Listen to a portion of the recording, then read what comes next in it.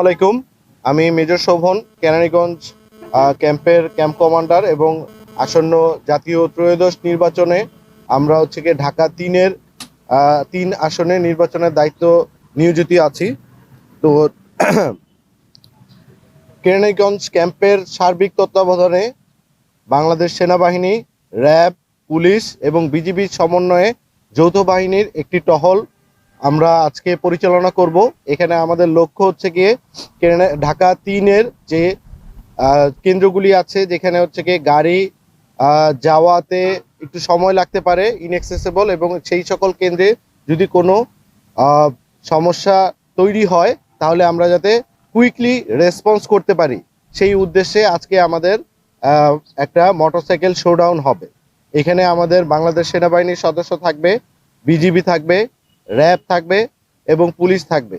এর মাধ্যমে আমরা সকলকে যে বার্তাটা দিতে চাই যে আমাদের সকল বাহিনী আমরা ঢাকা 3 আসনের সুষ্ঠু, সুন্দর এবং নিরপেক্ষ নির্বাচন পরিচালনা করার জন্য একত্রিতভাবে, সমন্বিতভাবে আমরা কাজ করছি এবং আমরা আমাদের সম্মানিত ভোটার যারা আছেন তাদেরকে নিশ্চিত করতে চাই এখানে নিরাপত্তা ব্যবস্থা জোরদার করা হয়েছে। আপনারা নির্বিঘ্নে 12 তারিখে আপনারা সুন্দরভাবে ভোট দিতে পারবেন এবং নিরাপত্তার জন্য আমরা সার্বক্ষণিকভাবে আমরা মাঠে থাকব, নিয়োজিত আছি। আমাদের যে সমন্বিত একটা প্রয়াস, সেটাই সবাইকে আশ্বস্ত করার জন্য আজকের এই চেষ্টা।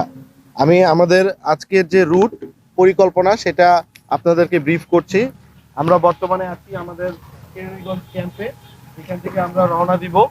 আমরা এক্সপ্রেস ওয়ের যে সার্ভিস লেন আছে সেই সার্ভিস লেনটা ফলো করে আবদুল্লাপুর, তারপর গিয়ে ঝিলমিল থেকে চলে যাব কদমতলি থেকে গিয়ে জিঞ্জিরা জনি টাওয়ার মোড়, তারপর গিয়ে জিঞ্জিরা তিনপট্টি বাউবাজার ব্রিজ, দেন আবার কদমতলি থেকে ইকুরিয়া হাসনাবাদ হয়ে আমরা আবার ইকুরিয়া এবং এক্সপ্রেসওয়ের যে সার্ভিস লেন আছে সেই লেনটা দিয়ে আমরা রাজেন্দ্রপুর হয়ে আমাদের ক্যাম্পে ব্যাক করব।